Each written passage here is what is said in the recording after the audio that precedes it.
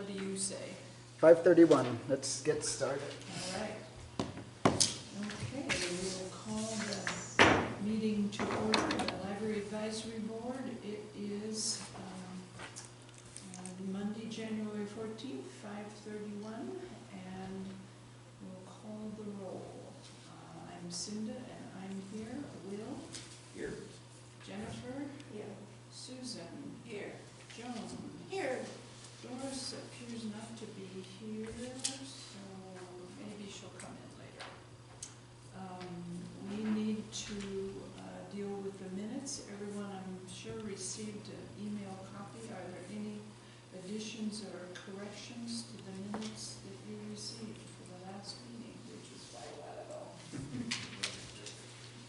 If not, we will approve the minutes as mailed and move on to item number 2, correspondence and communications. Anybody received any correspondence? All right, moving right along, call to the public. Oh, we had a couple of public people a while ago, but they were looking for a different one. So disappointing. All right, old business, none, it says here. New business, and I believe we want to defer to Jason for the state of the library report from the Library Services Coordinator. Okay, then. Statistical report. Yes.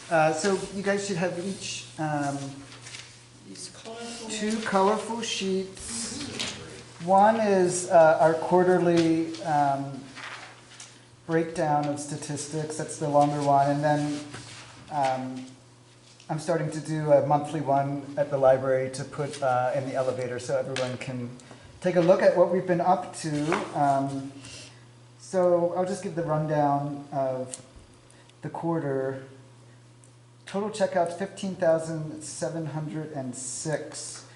And then you get the breakdown of adult books 4,220, kids books 2,054, audio CDs 781, and DVDs 7,911.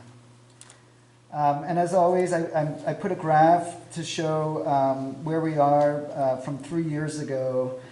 And I'm excited to say again that we're up in every category, which is really exciting to see, that we continue to grow.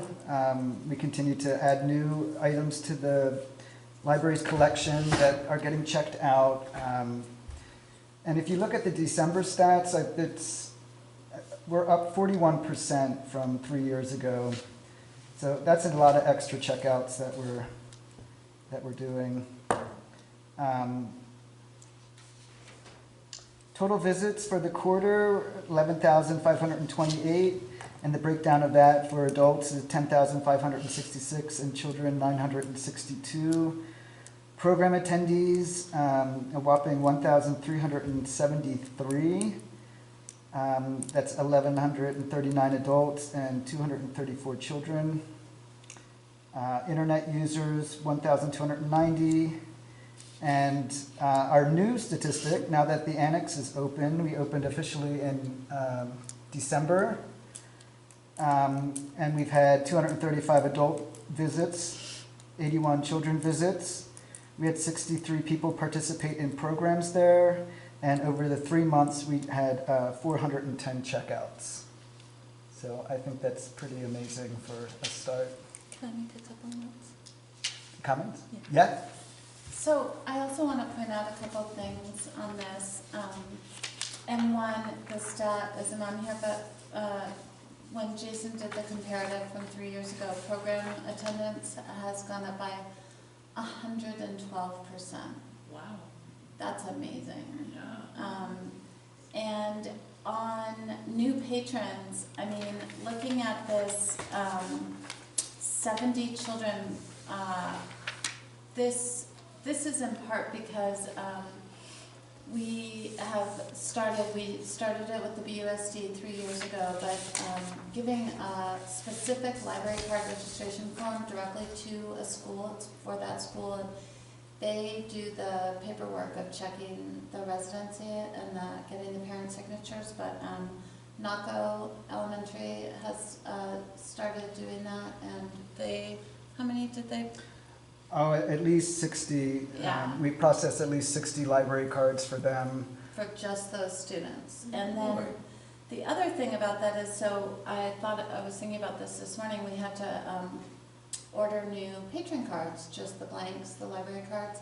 We ordered them in packs of 500, so I went back to look when we last ordered them. Well, this is in 6 months.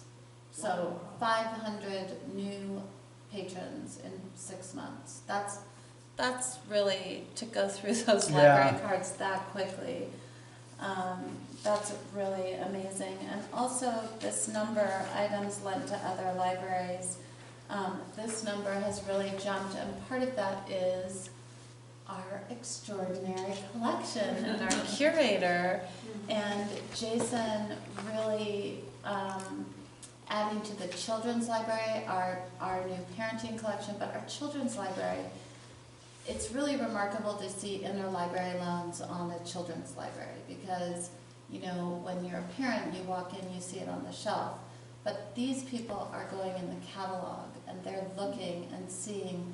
There are a number of categories, collections, that we're the only library in Cochise County to have these books. And that's because of Jason and his good taste.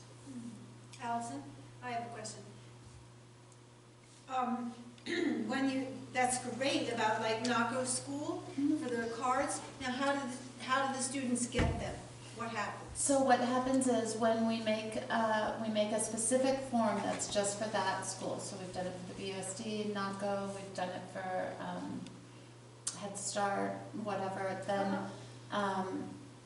there are some boxes they check. The teacher brings in the form to us. Actually, they are delivering these piles of forms.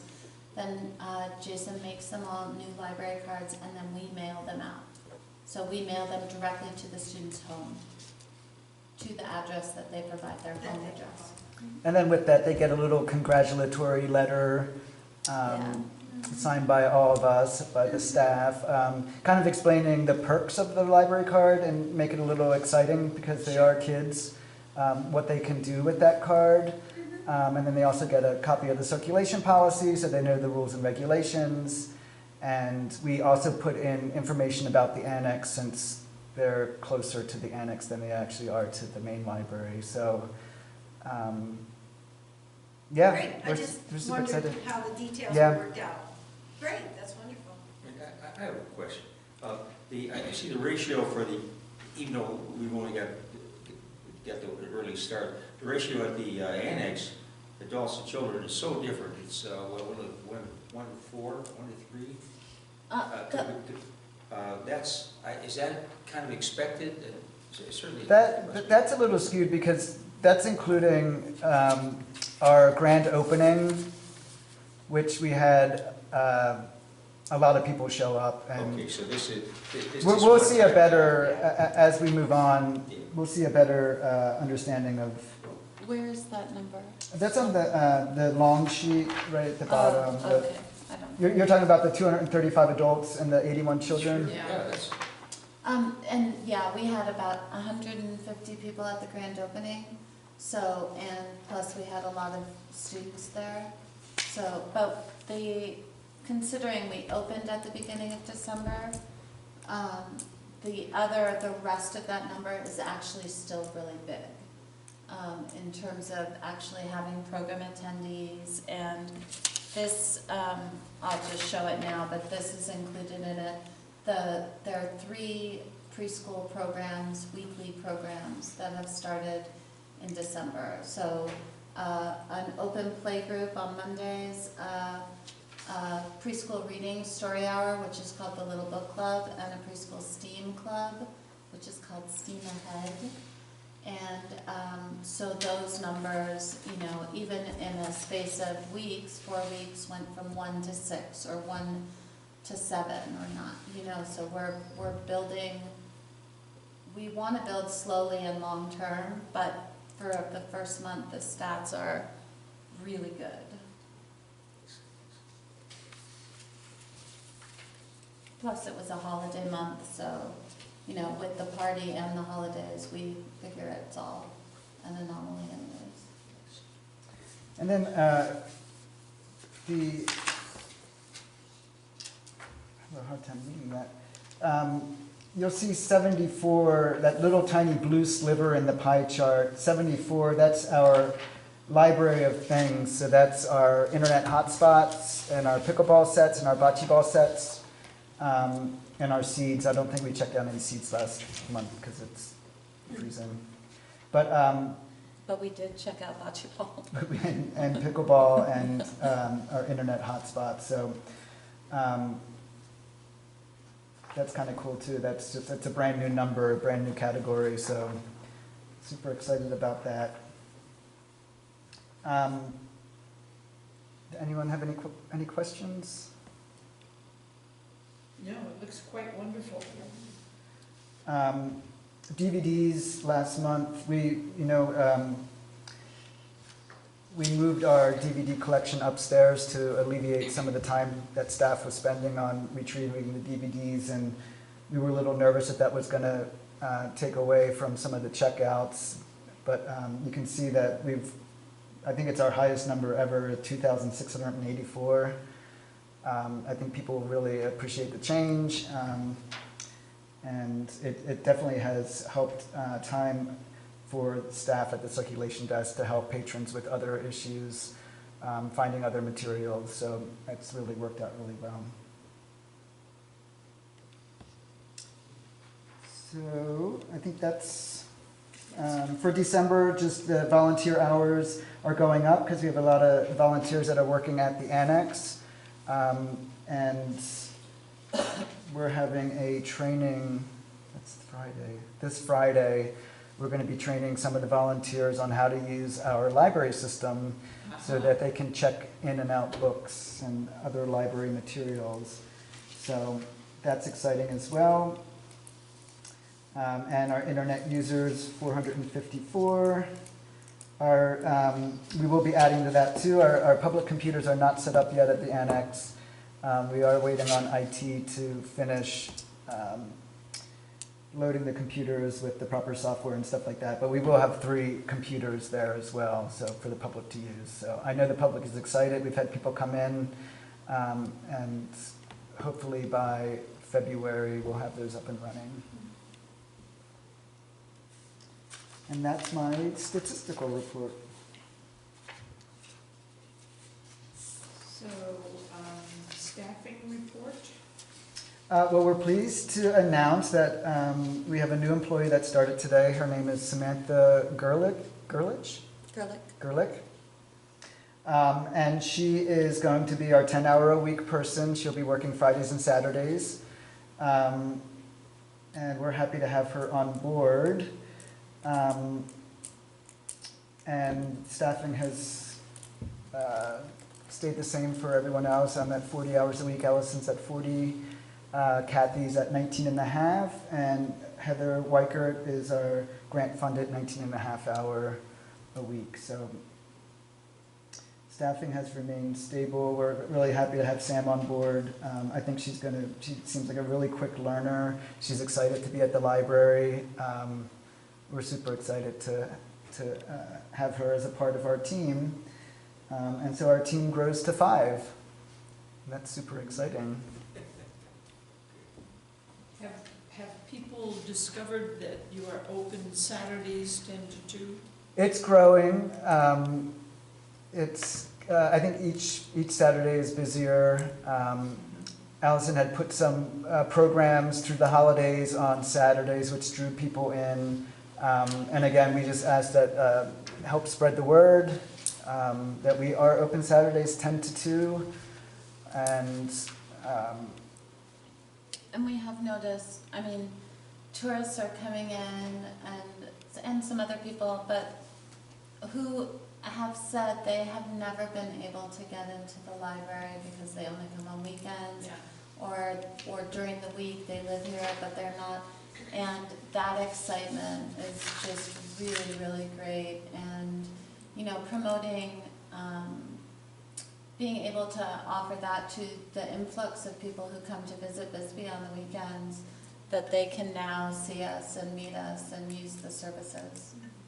We had a lot of tourists come in through December, especially between the holidays, and super excited about our library. You know, it always feels good for people to make positive comments about, and they're not shy to make them, you know, how great this library is. And, you know, we had, especially when it was snowy and rainy, we had families come in and treat our library as if it were theirs. They, you know, set up at the kids' makerspace, made art, showed us the art. They were so proud of that. We had families spread out with books and just really used the library for what its, you know, intent is. It was really, really good to see.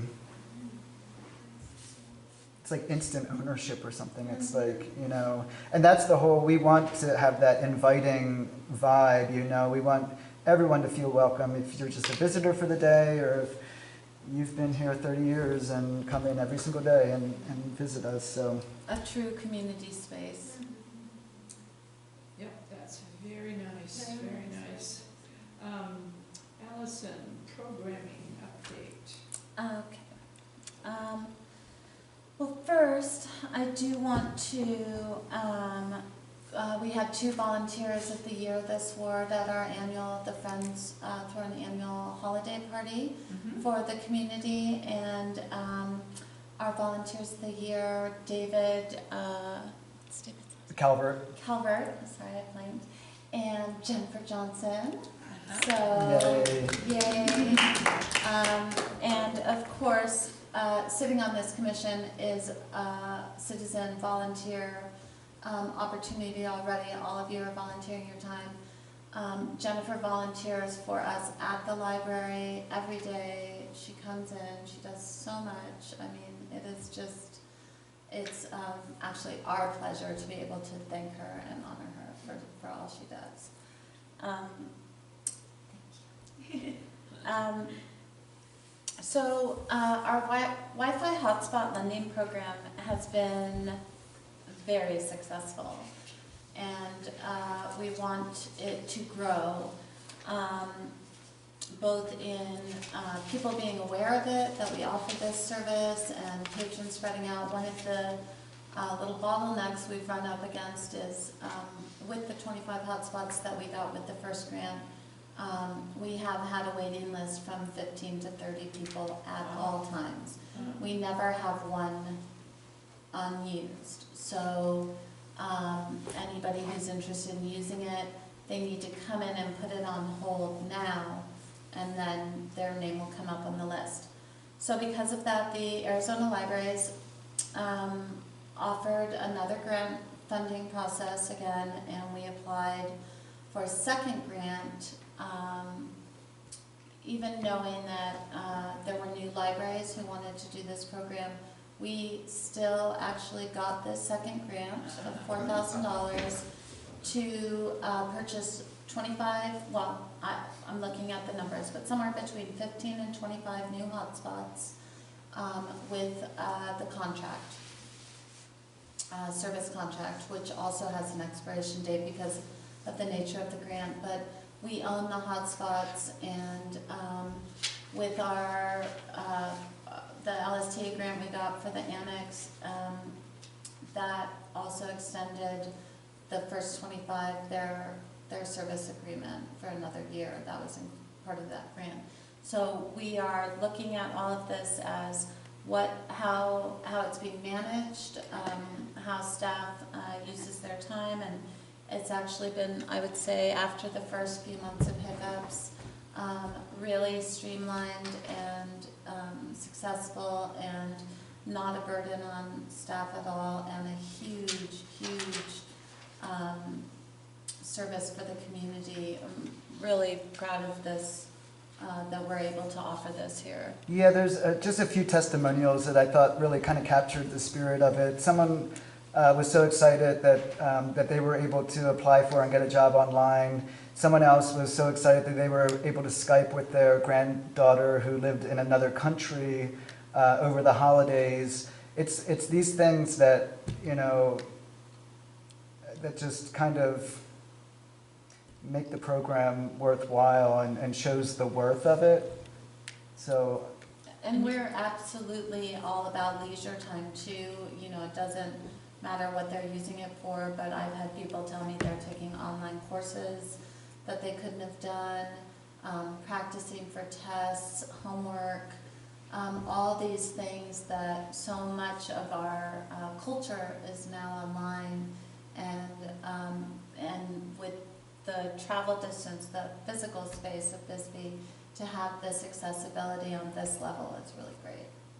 And you haven't had any problems with losses or people not returning them? It's worked smoothly in that It's regard?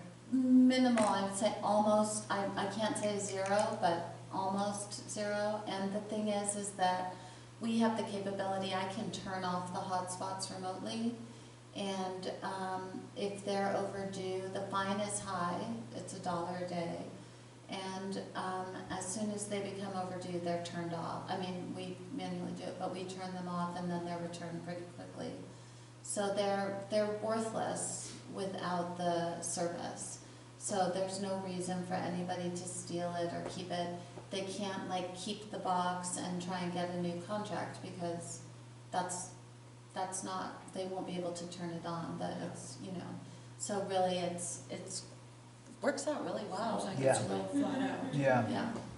And people want to use it again, so even if they do accrue fines, you know, things do happen and you don't get back to the library on time, they've been quick to pay them because they want to continue to be able to check one out in the future. Yeah, they know what it's worth, so Yeah, right.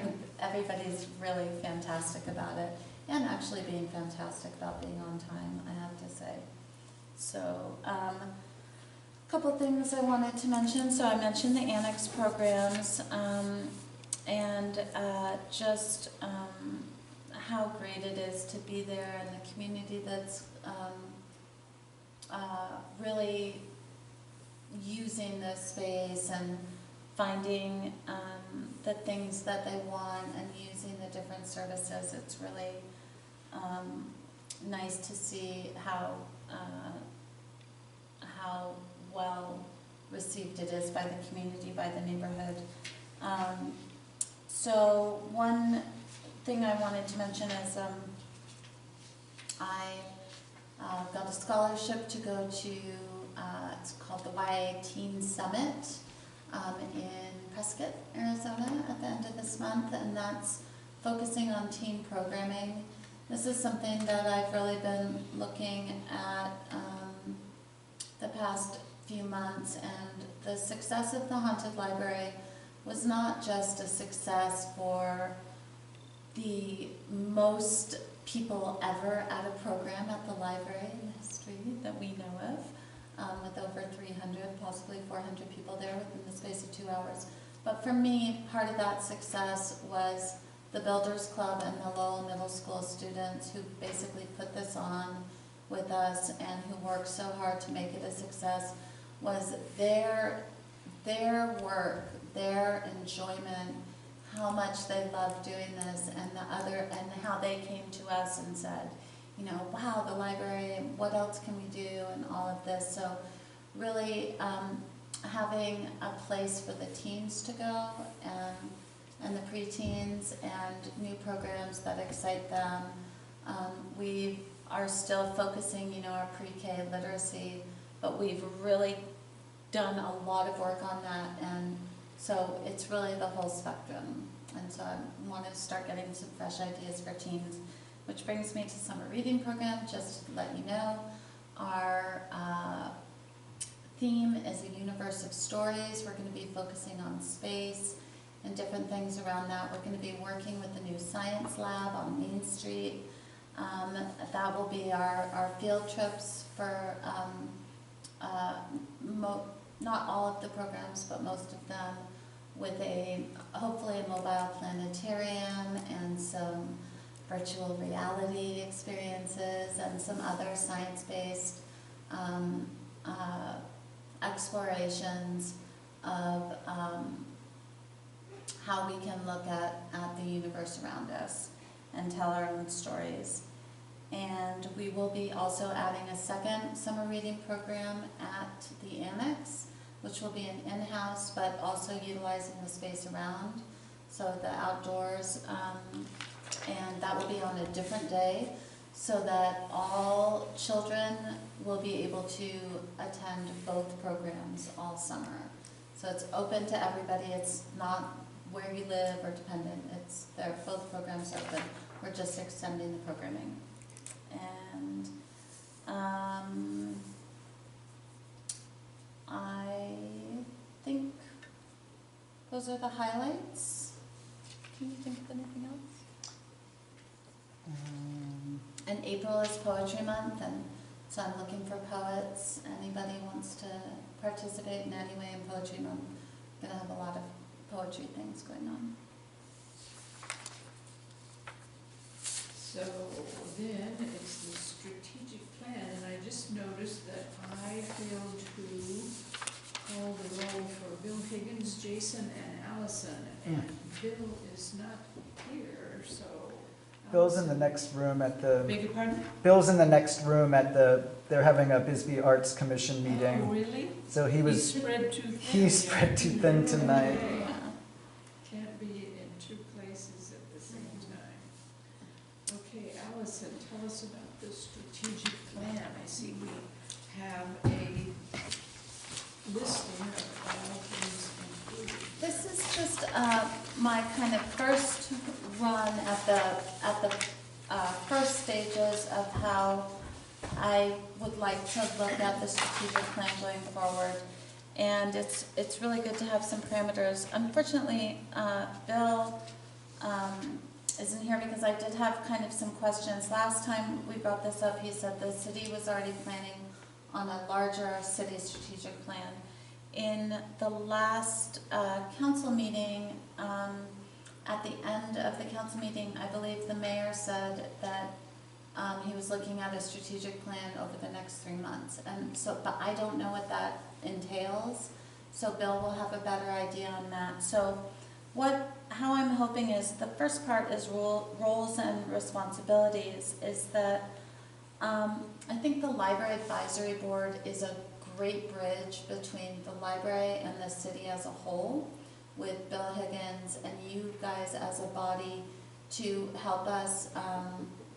We would basically do the majority of the work with your direction and participation, because I think that there are different areas of where to look at. Plus, we need to know how the city as a whole, their strategic plan, their timeline. That's kind of what I wanted Bill to kind of look at, is have Bill as also that kind of bridge role advisor.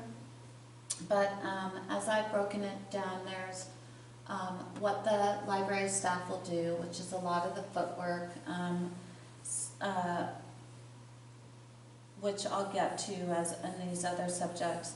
I would like to involve the Friends of the Copper Queen Library in at least kind of a work session, as it were, to look at what the Friends have been doing, where their role in supporting the library, and what that looks like for the future, which we've been working with them on annual budgets now. This will be the second year, and that annual budget actually really, in and of itself, that piece of paper, that document, shows really in nice detail how the Friends support programs and collections and everything at the library and staff. For the library advisory, I would look to you to oversee kind of the strategic plan and help give input and maybe have some work sessions. And then the community is a really important part of this. And I would hold some community conversations as a program, and some surveys, which would be on SurveyMonkey and on paper, and in different ways that when we have community input, it would be specific to a subject. So programs, what is the future direction of that, or services? What does the community look for? That way we can dovetail in that input from the community into the focus of what the strategic plan looks like. I So, see that you have the community survey here. How is that going to be distributed? so this is a community survey. This is our, that's not it. The first community survey that we're doing right now is, we created this specific to the annex and the surrounding neighborhood, but it is for all community members. Does it say annex on there? No, I'm not. It's just the introduction talks about the opening of the annex. Yeah. So that we can include more input from the community into how we move forward in programming and collections at the annex, and also to get a feel for certain services of of priorities, of how we prioritize things moving forward. So we've included something about transportation. We have this survey on paper at the front desk, got it out here at the city clerk and at the annex. And we also have it online as a SurveyMonkey link. It's linked on our website, publicqueenlibrary.com, and posted on our Facebook page. And so it can be filled out either way. So far, some of the preliminary results, we'll collate them all when the expiration date, I think we put, the end date was the end of January. The end of January, so if anybody's out there listening, we'd love to have people fill this out, because I don't know if I'm cheating on the preliminary report, but preliminary statistics on transportation for the main branch, the number one reason is parking. So that's something really, to look at. How can you not get to the main branch? It's not transportation, it's parking. So this feedback is what we're going to be incorporating into how we then grow and detail out how we're going to move forward in different services and programs. So At the this will annex, feed but also- into the strategic plan. This one, actually, yes, I will. I didn't develop this one for the strategic plan per se, but yes, it definitely will. The next ones with SurveyMonkey, we can do 10 question surveys. I'd like to make a few 10 question surveys for each kind of subject that we're looking at. One of the main goals I have of the strategic plan is really looking at the building itself. It's a historic landmark, it's 111 years old, and it has some structural issues, some repairs it needs, and I think they could be major, they might not be, but what they do need is to be looked at by an engineer and an architect, or a person with a license, a construction license, and really looked at and pinpointed what are the priorities on our building. Not day-to-day repairs, but the bigger things. That way we can look at what we're looking at in terms of larger amounts of money, and also how to fund that through grants possibly as a historic landmark, or are there some of these issues that can be put into phases of projects? Because one of the things is that we do need to look at our annual budget. We're about to go into budget hearings, not about to, but in March. I think that the city staff will be looking at budgets, going towards the mayor and council determining next year's budget. And these are some of the things that, I don't know if they'll be able to go into this year's budget, but I would like to already ask you as an advisory board to look at this year's budget, the library's budget this year with us, going into that, maybe the next meeting, that could be something, and also to advocate for us at the hearings with mayor and councils ask you to speak towards our budget. I have a question on the building. A couple of years ago, I'm not sure about the exact time, people came and inspected. What came of that? That was SHPO, and that would be one of the first things that we would do, is reach back out to them. But that was right before the economy tanked, and they lost a lot of their funding, and there was no more money for projects that they had lined up. It was almost 10 years ago, I think, wasn't it? Uh, I did reach out to SHPO and asked if they had it, and they could not find it at that point, but they would come down. We also have an architect and another, I don't know his professional credentials title, but 2 volunteers who have said that they are willing to, in a volunteer capacity, come in and really look at the building for us, which is actually a really amazing service, going towards this strategic plan, so that if we did need to get more in-depth with the city, hiring somebody. At this point, we don't have a director of public works, and so we can't really talk to them at this point. But before, in the past, when Andy was the director of public works, he was very much on board with this. He had people that he had in mind and ways of detailing this and looking at a budget for the building itself. The next part, I'll just try and make this all brief, but because this is my plan for a strategic plan, it's not the full plan itself, but how we can kind of parcel it out into categories, and how we can designate, and how we can break each one of these down into sub projects, so that, you know, we could move forward on them as you guys would see fit, or if you had other ideas. The environmental scan / technology is a way of looking at technology is improving so quickly that other things are becoming obsolete so quickly. So one of the things you have to do when you're looking at technology is look at what you have now, look at what new technology is looking at the future. That's why I say predicting the future. You actually don't know if one of these new things is going to actually be something that catches on or becomes obsolete.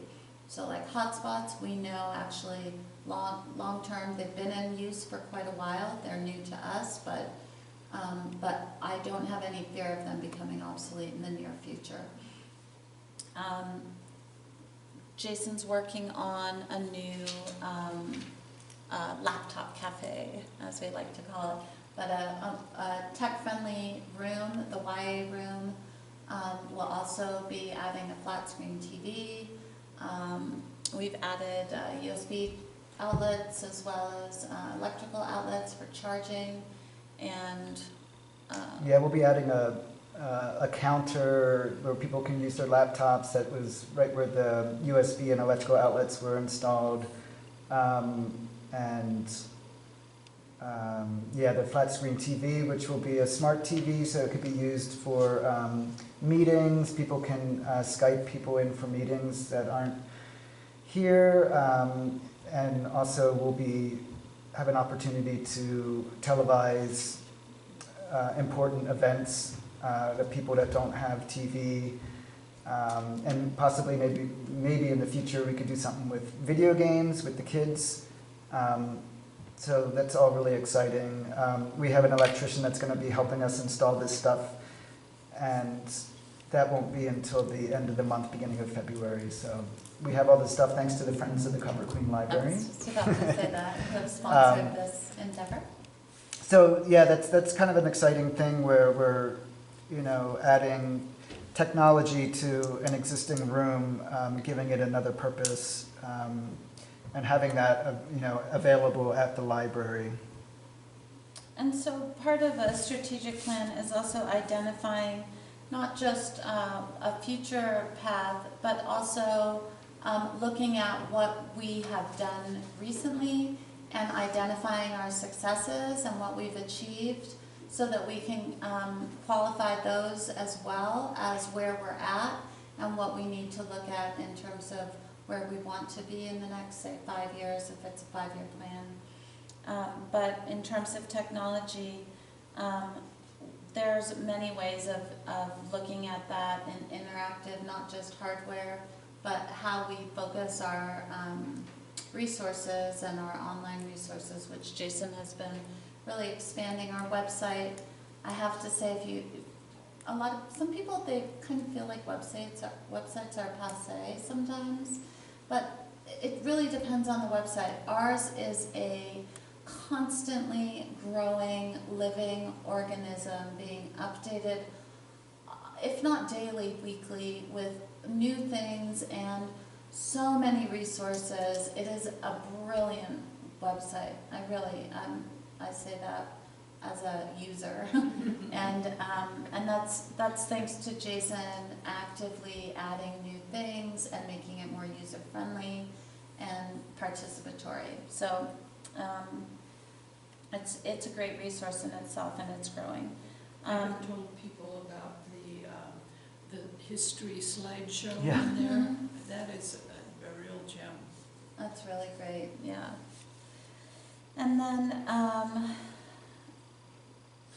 programming. So what as I said, our program participants has increased by 112%. So I know we're on the right path, and so part of that again is looking in through community feedback and patron interactions with surveys and whatnot, is to find out what people are interested in now moving forward in the future, where we might be people or subgroups we might be overlooking, like the teens. Right now I feel like I want to keep giving them incentive and reason to be at the library, which we do have teens coming.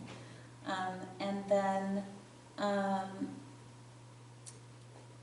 the annex, I would like to look at the annex as a sub part of the strategic plan, just as the architectural structural is just the Copper Queen Library building itself, but it's not the whole of the library. The annex is a collection of the library, but as it's in a different physical location, I want to, since it's so new, I would like to include it in this and look at the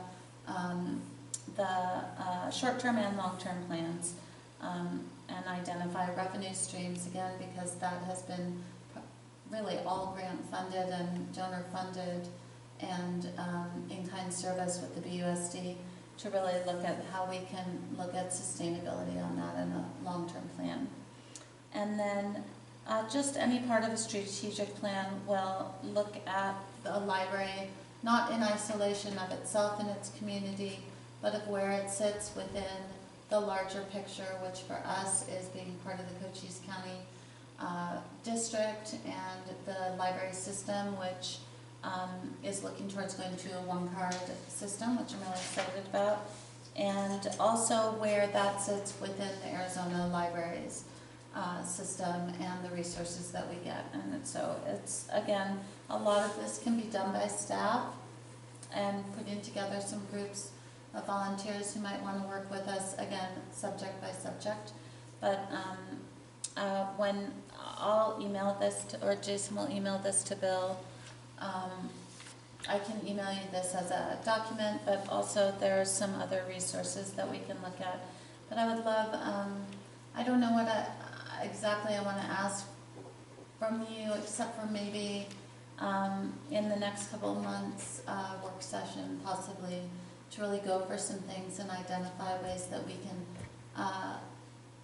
my uncle is a novelist, and he said nobody sits down and writes a book, but you can sit down and write 10 to 15 pages. And that's how I don't want to look at this as this big, huge, oh my God, a strategic plan, but how can we separate out each of these, identify each of these parts, and work on each part, and then when we have each part, we can see that we've written a whole novel. Okay. Is that it, Allison? Yeah, unless anybody has any questions or thoughts.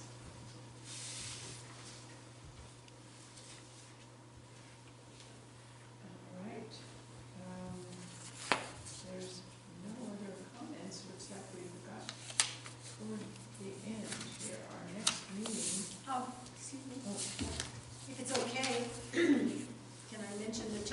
tasting? Okay. Oh, of course. Sure, okay. I expected you to do it, so since you didn't do anything, I'll say. Okay, so, Among Friends, the Friends newsletter is available at the library, and it's great. It's great. It has some of those beautiful color pictures ever. They're really quite nice. So the Friends chocolate tasting is early this year, so it's on Saturday, February the 9th from 6 to 9 at Central School. And you can buy tickets online through Eventbrite. That's a really big deal. And also, if you want to bake chocolate, you can get a hold of Mary Jane Bank. I'm not going to read her email here, but Mary Jane Bank is in charge of getting chocolate donations. And if you have any, if you would like to volunteer, Vicki Walton is doing the volunteer base for a variety of things. And also, if you happen to have this is a new thing that we put in here, if you happen to have a lovely new item that you just don't need anymore, you could donate it to our silent auction. We do need things for the silent auction. So email Vicki if you have any questions about that. And the website, BisbeeChocolateTasting.com, is excellent. It's just full of all the information that you need to understand how the chocolate event works and any questions. It's really very nice. So we look forward to seeing you there at the chocolate tasting. And the tickets are $15 this year. Okay, great. And I also just want to put a plug for selling tickets online for the Eventbrite.